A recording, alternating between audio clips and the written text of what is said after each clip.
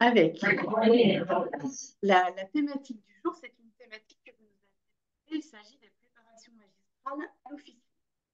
Vaste thème, avec beaucoup d'intervenants. Nous avons Marilyn Chara, qui est notre pharmacien chargé de mission Aura. Notre invité, Monsieur Michel Genet, qui est pharmacien chargé de mission Normandie et qui est aussi le référent national pour les préparations magistrales remboursables. Et puis, nous sommes quatre pharmaciens Aura, Sandrine Orsi, Cédric Valendu, Karine Fontaine et moi-même. Je vous explique le sommaire. Donc, la thématique des préparations magistrales euh, nous a été demandée et puis nous sommes très souvent sollicités pour des questions à ce sujet. Donc, on voulait dans un premier temps vous expliquer les principes généraux. Ensuite, on fera un focus sur la notion de prescription, la notion de facturation. Puis, en partie 4, on abordera une thématique d'actualité. Quel est le remboursement d'une préparation magistrale en cas de rupture ou de tension d'approvisionnement? Et en partie 5, on a sélectionné pour vous une quinzaine de préparations magistrales. On vous expliquera très succinctement pourquoi c'est pris en charge ou pas. Tout au long de ce webinaire, n'hésitez pas à nous poser vos questions. Je vous le redis, soit on y répondra après la partie 5, soit on y répondra ultérieurement après le webinaire. Donc, nous allons entrer tout de suite dans le vif du sujet avec Monsieur Genet. Alors voilà, bonjour à tous et à toutes. Voilà les principes généraux pour les préparations. Les préparations sont des médicaments préparés pour un besoin spécifique d'un ou plusieurs patients. Et il existe donc trois types de préparations. Ces préparations sont définies par l'article L 5121-1 du Code de la santé publique. On a d'abord les préparations magistrales qui sont préparées selon une prescription médicale destinée à un malade déterminé, lorsqu'il n'existe pas de spécialité adaptée ou disponible, du fait de l'absence de commercialisation effective ou d'absence d'autorisation d'importation dans le cadre d'une rupture de stock de médicaments, ce qui arrive assez fréquemment actuellement. Elles sont préparées soit extemporanément en pharmacie, soit par un contrat avec une officine sous-traitante autorisée par le directeur général de l'ARS, ou alors par une pharmacie à usage intérieur. Les préparations fabriquées en série et à l'avance, selon une formule prédéfinie et non pour un malade déterminé, ne répondent donc pas à la définition d'une préparation magistrale. La deuxième catégorie sont les préparations officinales. Ce sont des médicaments préparés en pharmacie d'officine, inscrits à la pharmacopée ou au formulaire national et destinés à être dispensés directement aux patients de cette pharmacie. Il a été créé par la loi de financement de sécurité sociale 2024 une catégorie spéciale qui sont les préparations officinales spéciales. Ce sont des préparations en remplacement de spécialités pharmaceutiques dans le cadre des ruptures.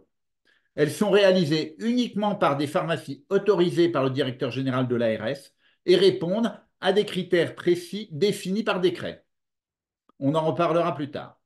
Les préparations hospitalières dont nous ne parlerons pas, mais il y a un autre type de préparation hospitalière qui sont les préparations hospitalières spéciales qui ont été créées en 2022 pour faire face aux ruptures de stock, à la non-commercialisation d'un médicament thérapeutique ou à une crise sanitaire grave. Dans ce cas-là, à titre dérogatoire, elles sont préparées par des pharmacies à usage intérieur, mais peuvent être dispensées par les officines. Mais à ce jour, cette mesure n'a absolument jamais été mise en place. Il existait une autre catégorie de préparation dont on entend toujours parler, ce sont les produits officinaux divisés ou POD. Ils ont été supprimés du Code de la santé publique en 2016. Il s'agissait en fait de toute drogue simple, tout produit chimique préparé à l'avance par la pharmacie d'officine. La réalisation de toutes ces préparations doit être en conformité avec le guide des bonnes pratiques de préparation publié par l'ANSM le 2 août 2023. Les dernières recommandations de bonnes pratiques dataient de 2007. La réalisation des préparations est maintenant très contraignante. Il faut un système d'assurance qualité, des contrôles à différentes étapes, un matériel spécifique, un dossier de l'eau et des registres. Dans ce cadre-là, on a parlé donc des critères pour la réalisation des préparations. Mais il faut bien faire la différence avec les critères de prise en charge qui sont régis par 3 textes. Suivant, s'il vous plaît. Dans la diapo précédente, on parlait donc des critères de prise en charge. C'est par le décret du 29 novembre 2006 qui détermine l'exclusion de certaines catégories de préparation magistrale, un arrêté du 20 avril 2007 qui fixe les catégories de préparation magistrale exclues du remboursement, et la circulaire CNAM 58-2008.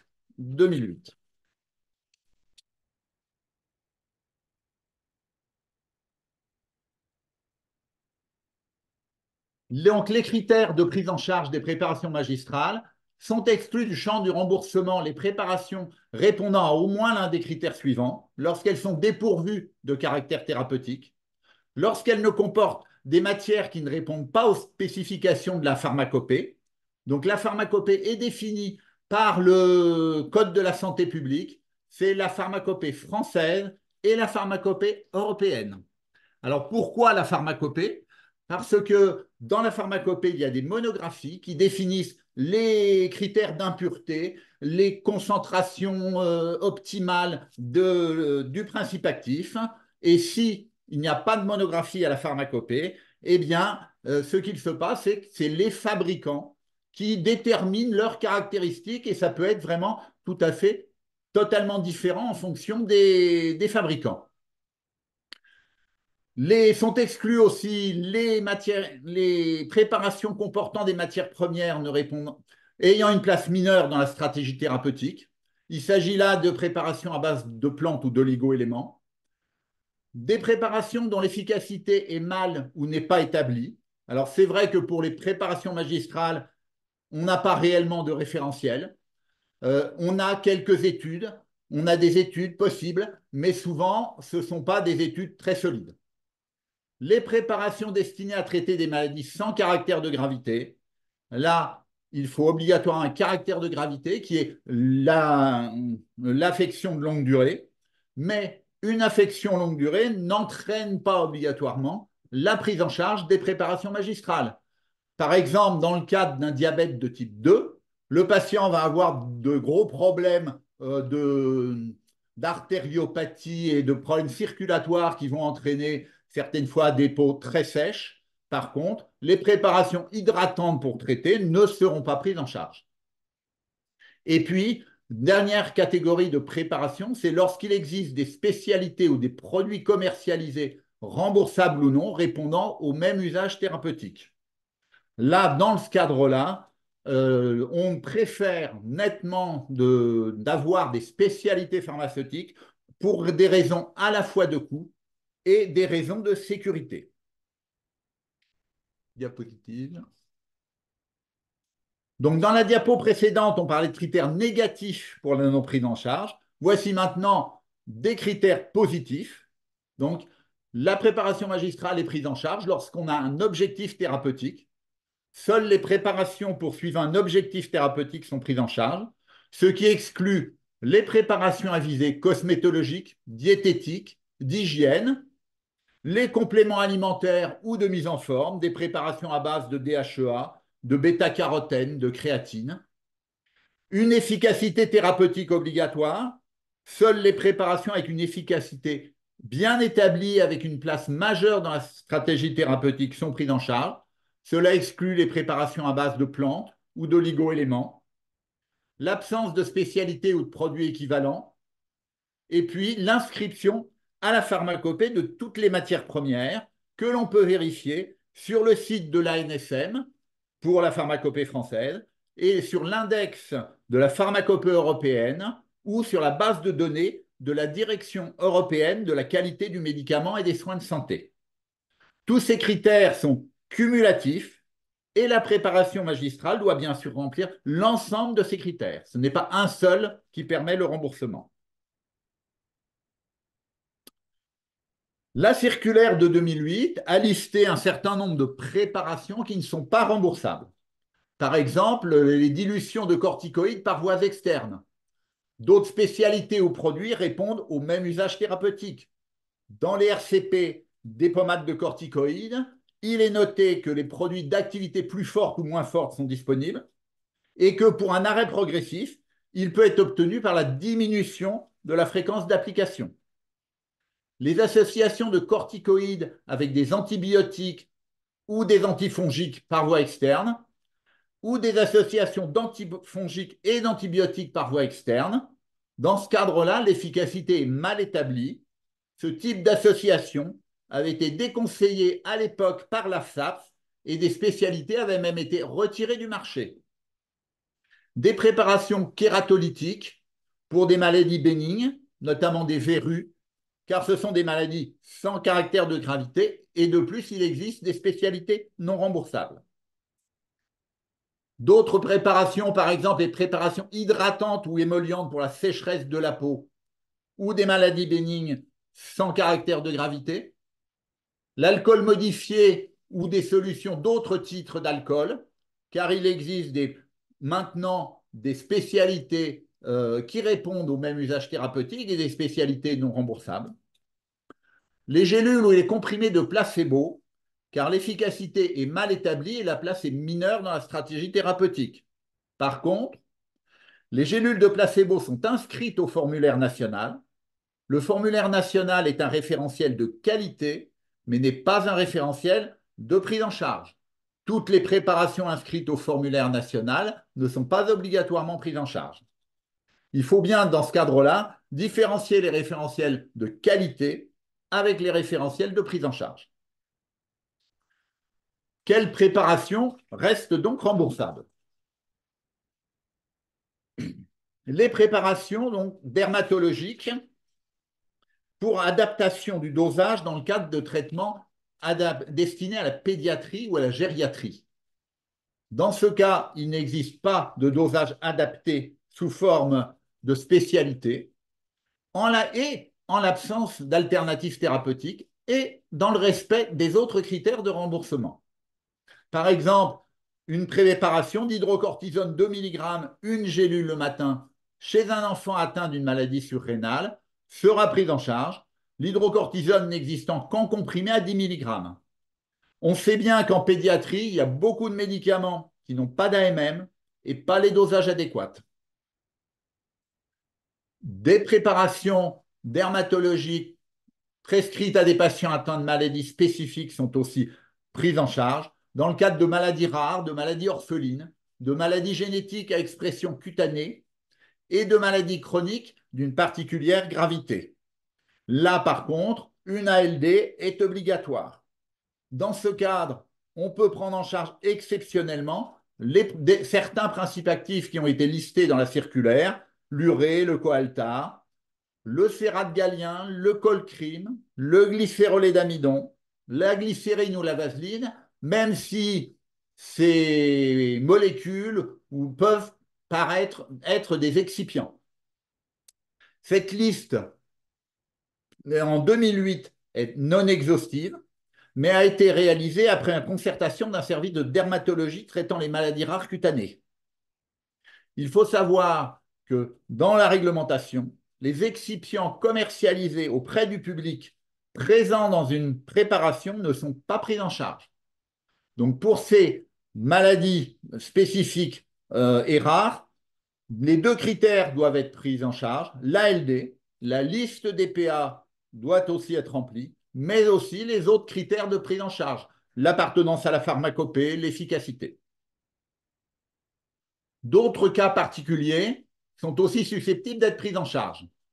Dans le cadre de pathologies rénales, par exemple, pour la correction des acidoses métaboliques chroniques ou l'utilisation dans le cadre de dialyse. Des comprimés ou gélules de chlorure de sodium, des comprimés de gélules ou de carbonate de calcium. Sont aussi indiqués dans la circulaire les comprimés de bicarbonate de sodium. Mais maintenant, ils ne sont plus remboursables, car depuis janvier 2004, il existe une spécialité, Bicafres, qui remplace ces comprimés de bicarbonate de sodium. Les préparations oncologiques en bain de bouche ont aussi été indiquées dans la circulaire. Des préparations d'association d'antifongiques, de bicarbonate de sodium et d'un bain de bouche remboursable. Cette préparation ne fait vraiment plus partie des référentiels des centres régionaux de lutte contre le cancer, les CRLCC. Les produits maintenant, dans les recommandations, doivent être administrés séparément et le bain de bouche n'est plus obligatoirement recommandé. Ces préparations restent toujours notées dans cette circulaire qui est en cours de validité. Ça me fait une très bonne transition sur l'ancienneté de cette réglementation, sur les préparations magistrales et la difficulté actuelle d'application. Les réglementations datent de 2006 et il y a eu quand même de très nombreuses modifications dans la pratique. Le recours presque systématique pour certaines formes aux pharmacies sous-traitantes, les bonnes pratiques de préparation, les contrôles qui ont été mis en place, la mise en place de dispositions de matières premières à usage pharmaceutique, la prise en charge des pathologies rares qui est de plus en plus maintenant aboutie, et depuis quelques années aussi, les ruptures. C'est vrai qu'elles nécessiteraient une révision. L'ancienneté concerne aussi les prix. Normalement, la tarification doit se faire selon le tarif pharmaceutique national, le TPN. Il n'a pas été réévalué depuis 1986. Et en 1996, le ministère a demandé de prendre en charge les préparations magistrales sur la base des prix facturés par le pharmacien en signalant des écarts ou des abus trop importants. Avec les ruptures de l'amoxicilline, on a été interpellé par les pharmaciens qui ont été choqués aussi du prix de ces préparations magistrales, car certaines fois, c'est 3 à 10 fois le prix des spécialités. Il y a aussi actuellement des préparations qui deviennent très onéreuses, 3 000 euros, voire plus. La loi de financement de sécurité sociale va donc peut-être apporter des réponses à ces questions. D'autres points ne sont pas non plus dans la circulaire. La prise en charge des maladies rares et des maladies héréditaires métaboliques qui s'est beaucoup développée avec les différents plans gouvernementaux. Les spécialités pharmaceutiques pour ces pathologies sont rares et certaines dérogations à la réglementation peuvent être données. Dans ce cas, il sera quand même toujours privilégié la délivrance d'une spécialité, même non remboursable. Et certaines de ces préparations pourraient être prises en charge de façon dérogatoire dans les pharmacies à usage intérieur lorsque les principes actifs ne sont pas inscrits à la pharmacopée. La prise en charge n'est pas possible en officine de ville, mais pourra être faite par la PUI. C'est le cas, par exemple, des préparations de rapamycine ou d'hydroxybutyrate de sodium. Un autre point de vigilance concerne les sites Internet des laboratoires de matières premières à usage pharmaceutique, les sites des pharmacies sous-traitantes qui ne donnent pas toujours des renseignements exacts sur la prise en charge. Ils confondent très souvent fabrication et prise en charge. Bonjour, je vais vous parler de la prescription. Sur l'ordonnance, la présence de la mention prescription à but thérapeutique en l'absence de spécialité disponible est une condition nécessaire mais pas suffisante pour permettre la prise en charge de la préparation par l'assurance maladie. Cette mention est souvent imposée automatiquement par les médecins. Cependant, la préparation doit répondre aux 4 critères de prise en charge détaillés précédemment par Michel pour être remboursée, notamment de vérifier l'absence de spécialité pharmaceutique commercialisée remboursable ou non, et que toutes les matières premières entrant dans la composition de la préparation sont inscrites dans la pharmacopée. Le médecin a la responsabilité, en effet, d'apprécier qu'il est bien dans le cadre des maladies rares, orphelines, maladies chroniques ou d'une particulière gravité. On peut changer de diapo pour la facturation. Encore, merci. La présence ou l'absence de la mention prescription à but thérapeutique en l'absence de spécialité équivalente disponible. Donc, si elle est absente de l'ordonnance, il n'y aura pas de facturation à l'assurance maladie. Si elle est présente, la préparation, si elle est présente, la préparation est remboursable et vous pourrez facturer avec le code PMR à l'assurance maladie. Si la préparation est non remboursable, c'est-à-dire qu'elle ne rentre pas dans les critères de prise en charge évoqués précédemment, il n'y aura pas de facturation à l'assurance maladie, ni en format électronique, ni en format papier. Par contre, vous pourrez faire sur papier blanc une feuille de facturation en tapant le code prescription hors nomenclature, éventuellement pour la mutuelle du patient. Pour rappel, les données relatives à la prise en charge de la préparation transmise par la pharmacie sous-traitante n'ont pas de caractère officiel. Ce n'est pas opposable à l'assurance maladie. Le code PMR ne peut être utilisé pour facturer des produits non remboursables ou bien sûr des articles inscrits à la LPP, la liste des produits et prestations. Je passe maintenant la parole à Marilyn pour vous parler des préparations magistrales en cas de rupture de stock ou de tension d'approvisionnement. Merci Sandrine. Alors, Michel Genet l'a déjà évoqué, mais là, on va en 2 diapos faire le point de la situation des préparations magistrales qui sont faites en lien avec les tensions d'approvisionnement de certaines spécialités pharmaceutiques. Alors, à ce jour, où on en est? Pour l'autorisation de faire la préparation, ça relève de l'ANSM. Et c'est normal que ça relève de l'ANSM parce que c'est elle qui sait où en sont tous les stocks de spécialités, voire de spécialités importables et aussi de matières premières. Donc, pour les médicaments d'intérêt thérapeutique majeur, et que pour cela, l'ANSM répertorie sur son site les situations de rupture ou de tension d'un médicament et autorise ou non la fabrication d'une préparation magistrale en précisant dans quelles conditions et selon dans quelle situation elle doit être fabriquée. Elle ne le fait que pour les médicaments d'intérêt thérapeutique majeur. C'est pour ça que, par exemple, certaines ruptures comme la bétaïstine, on n'a pas retrouvé de possibilité de préparation puisque l'ANSM ne le précisait pas, hein. Le remboursement, lui, il faut bien sûr que la préparation soit autorisée par la NSM, mais en plus, le remboursement ne s'applique actuellement qu'en cas de rupture et pas en cas de tension, tel que mentionné sur le site de la NSM. Et enfin, le prix est non fixé. C'est pour ça qu'on a vu, comme Michel Genet l'a signalé, des différences de prix selon les pharmacies sous-traitantes très importantes sur certains médicaments. Alors, ces 2 derniers points, et en particulier cette notion de rupture et de tension, posent un problème. Vos représentants l'ont fait remonter au niveau national. Nous-mêmes, nous avons essayé de la relayer. Et je crois qu'on peut dire que vous avez été entendus, puisque la loi de financement de sécurité sociale pour 2024 a prévu des changements dans son article 71. Donc, l'autorisation de préparation, ça ne change pas, ça relève toujours de l'ANSM. Par contre, elle est étendue au-delà des difficultés d'approvisionnement, aux arrêts de commercialisation ou à des situations de crise sanitaire grave. Elle concerne toujours que les médicaments d'intérêt thérapeutique majeur. C'est dans ce cadre qu'ont été créées par cet article les préparations officinales spéciales qu'a évoqué Michel Genet en début d'intervention.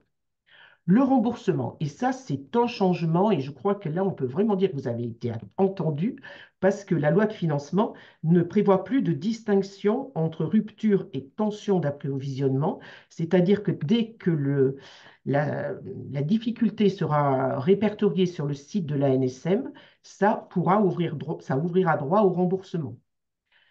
Ce remboursement sera possible jusqu'à remise à disposition du médicament, c'est un peu normal. Et l'autre grande différence, c'est que le prix va être fixé.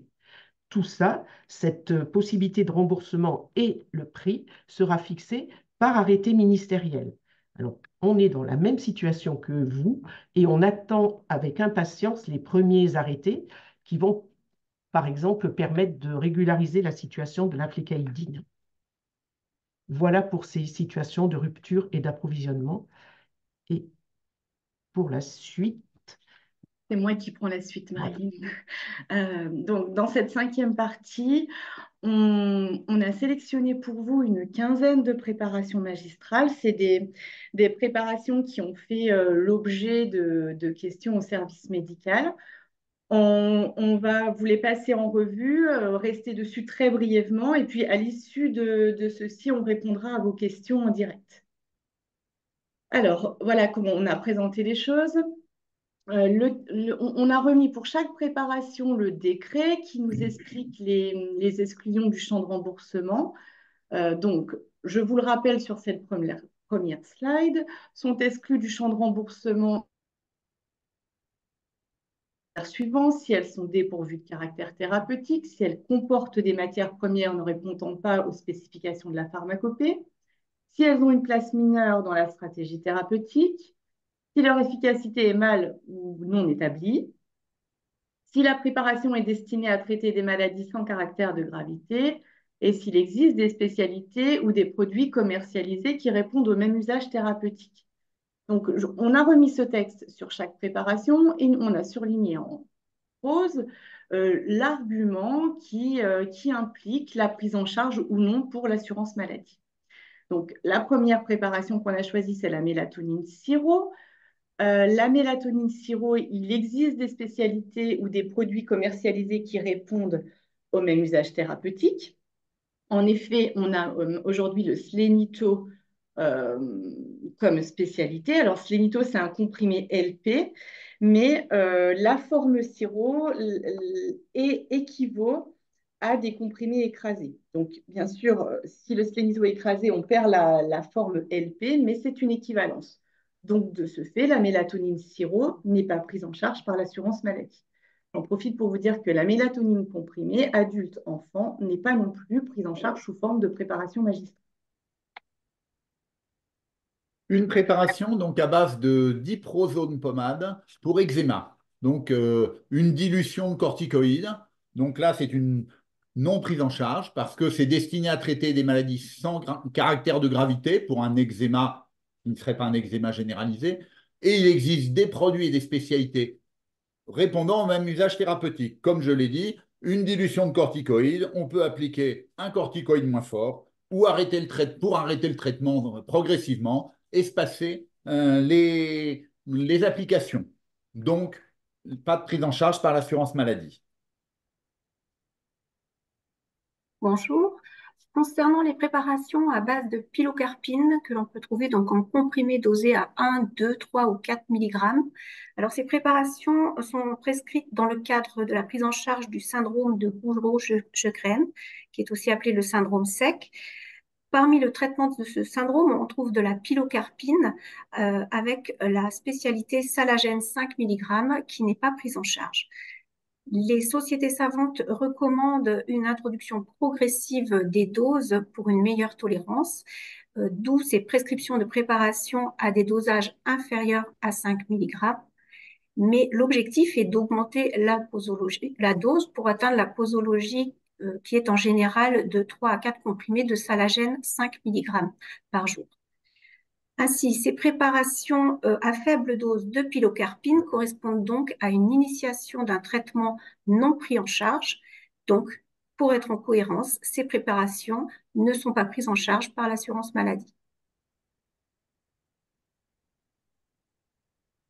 Voilà, une préparation à base de lidocaïne en crème, donc chlorhydrate de lidocaïne, eau purifiée, lanoline, vaseline blanche. Il s'agit donc d'une préparation pour désensibilisation aux douleurs vulvaires. La concentration n'est pas vraiment définie. On voit des concentrations de 2 à 10%. Il existe d'autres produits sur le marché. Et puis, le Collège national des gynécologues indiquait que ces traitements locaux sont décevants, mais souvent demandés par la patiente. Donc, l'efficacité est mal ou n'est pas établie. De plus, cette préparation a été prescrite par une sage-femme. Or, dans l'arrêté de prescription des sages-femmes, il est bien noté qu'elle a le droit de prescrire certains médicaments des classes thérapeutiques listées sur cet arrêté, mais il est noté que la sage-femme doit se référer pour sa prescription au RCP, aux indications, aux contre-indications.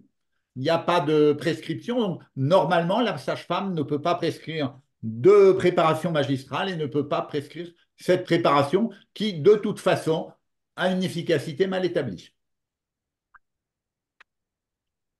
Les préparations à base d'érythromycine qu'on peut voir pour l'acné, cette préparation avec érythromycine, alcool et biobase, eh bien, il existe des spécialités ou des produits commercialisés qui répondent au même usage thérapeutique. On a l'érifluide lotion, donc pas de prise en charge par l'assurance maladie. Une préparation en bain de bouche de bicarbonate à 1,4% de méthylprédnisolone et de lidocaïne. Donc, c'est une préparation pour les douleurs buccales dans le cadre d'AFT. La stabilité et la compatibilité des mélanges ne sont pas étudiées et même sont déconseillées.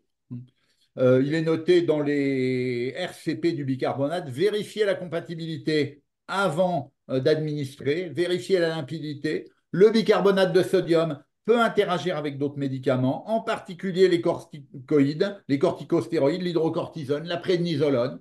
Voilà. Donc, l'efficacité est mal établie. Et de plus, dans une maladie spécifique, la maladie de Basset, qui provoque des aphthoses, des très graves aphthoses, le PNDS ne recommande pas, ce n'est pas indiqué dans le PNDS, ces préparations. Donc, voilà, l'efficacité est mal établie et donc ça n'est pas pris en charge par l'assurance maladie. Ces préparations à base de bicarbonate, d'antifongiques ou autres, comme je l'ai déjà dit, maintenant ne sont plus recommandées en association, mais sont recommandées à prendre un produit, le deuxième produit, le troisième produit. Une préparation à base de Dermoval associée à de l'acide salicylique. Donc, selon les critères que nous avons déjà vus du décret et de l'arrêté, on peut dire que cette préparation magistrale est destinée à traiter une maladie sans caractère de gravité. Et d'autre part, il existe des spécialités sur le marché, comme le diprosalique, ce qui fait que cette préparation n'est pas prise en charge par l'assurance maladie. La préparation de cannabidiol ou CBD en gélule. Le cannabidiol est un composant du cannabis. Il y a une expérimentation qui a été mise en place par la NSM depuis déjà 3 ans. Le cannabidiol n'est pas à la pharmacopée. Il n'y a pas d'études solides sur l'efficacité du cannabidiol. L'expérimentation de l'ANSM cherchait à montrer cette efficacité du THC et d'autres composants du cannabis. Et par contre, le cannabidiol n'a pas du tout été étudié. Certains hôpitaux font des demandes d'accord préalables au service médical en indiquant sans réponse sous 15 jours, c'est une prise en charge. Les demandes d'accord préalables pour les préparations magistrales n'ont aucune valeur. Dans le cadre de cette pathologie, donc la matière première ne répond pas à la pharmacopée, l'efficacité n'est pas établie, donc il n'y a pas de prise en charge par l'assurance maladie en officine. Par contre, dans cette pathologie rare, les maladies du mastocyte, la drépanocytose, les maladies génétiques à expression cutanée, l'érythermalgie, l'épidermiolyse bulleuse, les maladies de LALA, d'Arié et quelques autres, le syndrome d'autisme à mutation génétique avec automutilation, les préparations de cannabidiol sont prises en charge, mais elles ne peuvent être prises en charge qu'après fabrication et facturation par une PUI. Une préparation de gélules à base de sulfate de zinc dosée à 250 mg. Une telle préparation, dans le cadre d'une indication dans une drépanocytose, répond aux critères. En effet, elle a un caractère thérapeutique.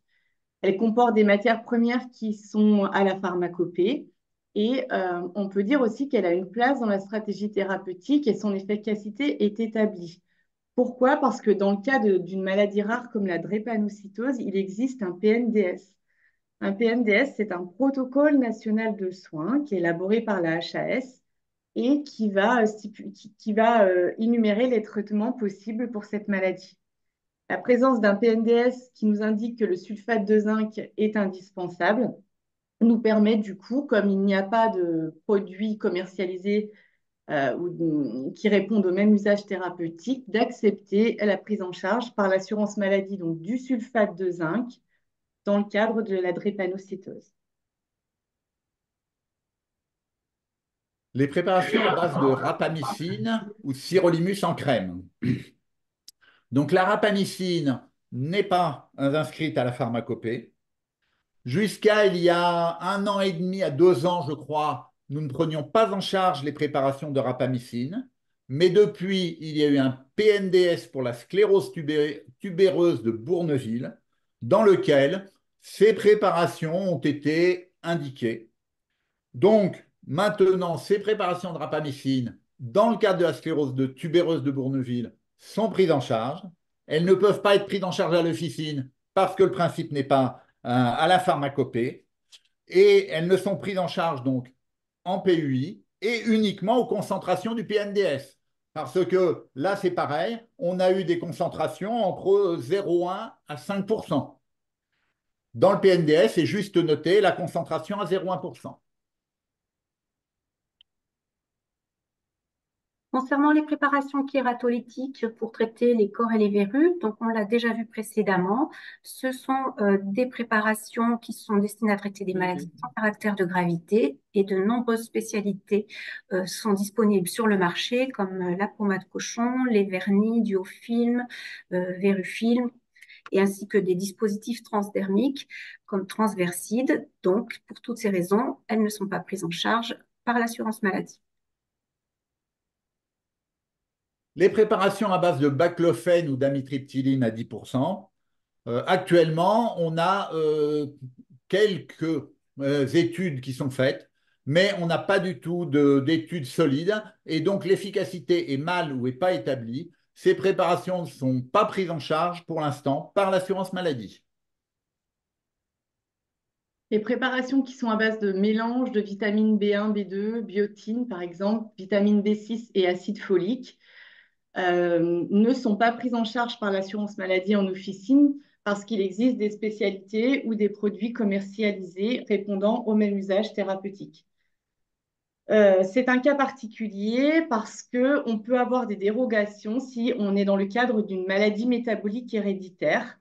Donc, c'est une maladie rare recensée sur Orphanet et en ALD. Donc, pour ce type de préparation, vous serez peut-être contraint de contacter le service médical pour en savoir un petit peu plus sur la prise en charge. Une préparation à base de capsicaïne à usage local.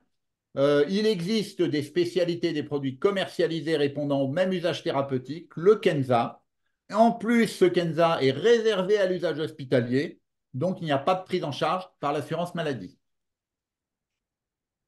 Voilà, on avait fait exprès de prendre pas mal de préparations pour vous montrer de différents exemples. On va maintenant s'adresser à Cédric pour les questions en direct. Et puis, comme on a notre spécialiste, Monsieur Genet, il va nous répondre, il va répondre aux questions. Cédric. Bonjour à tous.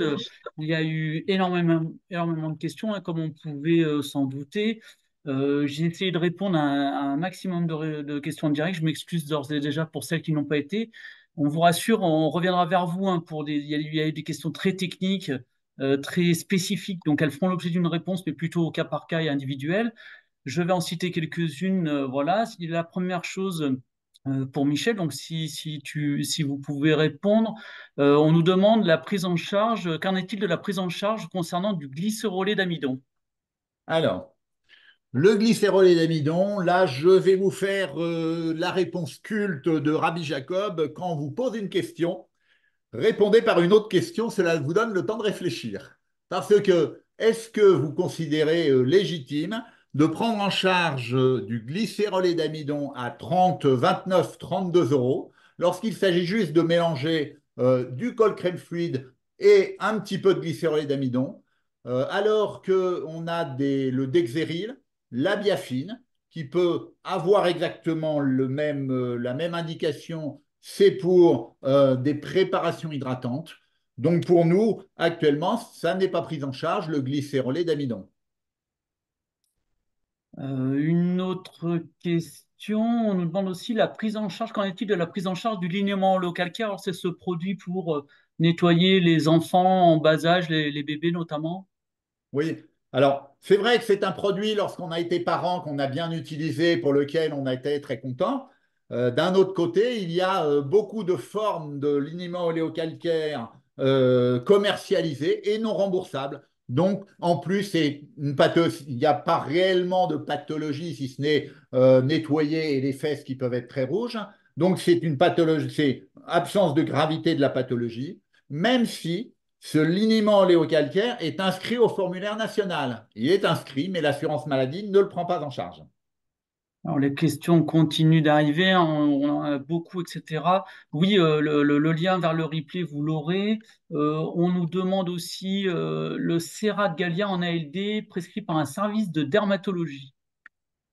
Alors, là, évidemment, et c'est pour ça que je vous ai dit que l'application de cette réglementation des préparations magistrales était un petit peu complexe, lorsque c'est un centre de référence pour une pathologie donnée, que cette pathologie, il n'y a pas d'autres alternatives thérapeutiques, il est possible, par dérogation, de prendre en charge le sérat galien. Par contre, en général, dans ces cas-là de pathologie, épidermiolyse bulleuse par exemple ou autre, c'est 1 à 2 kilos de sérat galien par mois. Ce n'est pas uniquement 300 millilitres pour les 2 mois ou autre. C'est vraiment parce qu'on a un énorme problème, je veux dire, de santé publique avec une pathologie où il n'y a pas d'autres alternatives que par dérogation, on peut prendre en charge. Par contre, là, souvent, interroger le service médical pour savoir si c'est possible. Une petite dernière, non, on a encore un peu de temps. On nous demande aussi une préparation magistrale de plantes fraîches. Ah non, pas ça. Les plantes fraîches, c'est noté carrément que les extraits de plantes ne sont pas pris en charge par l'assurance maladie. Je ne vais pas dire Non. que ça ne traite pas des pathologies ou qu'il n'y a peut-être pas une efficacité, mais comme je l'ai dit, l'assurance maladie prend en charge les préparations dans des cas vraiment plutôt graves pour permettre de soigner des pathologies graves. On nous en a une autre. Dans le doute de la prise en charge, est-il possible d'envoyer un dossier, une feuille de soins CERFA à l'assurance maladie qui validera le remboursement? Donc ça, on l'a évoqué, hein. En effet, dans le cas de doute, vous ne devez pas envoyer une feuille de soins. Une feuille de soins papier revient à la même chose qu'un format électronique, en fait. Et les feuilles papier ne sont pas étudiées par un pharmaconseil spécialisé dans les PMR et en fait sont automatiquement remboursées. Donc, ça revient à la même chose, les deux choses sont similaires. Une Euh, dernière question, Cédric, peut-être? une dernière, on a beaucoup parlé des bains de bouche. Le Les gélules de bicarbonate, bicarbonate. Ouais, le bicarbonate seul, voilà, que je voyais. ouais, Alors, il y a les les bains de gélules de bouche, bicarbonate. les bains de bouche de bicarbonate, le bicarbonate en solution et en flacon, au même titre que le sérum physiologique, ne sont pas pris en charge car c'est hors AMM. L'assurance maladie ne prend pas en charge les spécialités hors AMM. Par contre, voilà, donc ça n'est pas pris en charge. Oui, on avait eu la question à l'instant, je viens d'y répondre, que aussi sur en effet le nettoyage des plaies de sérum Voilà. physiologique injectable. En effet, ce sont bien des choses hors AMM. Sophie, peut-être c'est le moment de conclure. Il Je reste crois une qu'on minute à va, peine, oui, je crois malheureusement. qu'on va continuer, enfin, on va plutôt conclure. Juste, je voulais vous dire, on a beaucoup de questions et on s'engage à vous répondre individuellement ultérieurement après ce webinaire. On va prendre en charge vos questions et voir ce qu'il en est.